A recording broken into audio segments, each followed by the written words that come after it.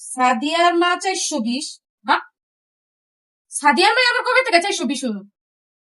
এই সাদিয়ার মার কাছে আমি আজকে 9.5টা মাস ধইরা 420টা টাকা পাই, অথচ এই বেটি দেওয়ার নামই লয় না। বুঝলেই গেছে বলে, হ্যাঁ যখনই কই ভাবি দিল্লেই গেছে। এই লেগে হ্যার নাম 420 দিয়ে আমি সেভ করে রাখছি।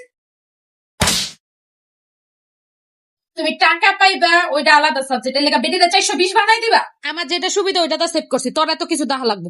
দুধ দেওয়া গাধা, দুধ দেওয়া গাধা, যে গাধা দুধ দেয়।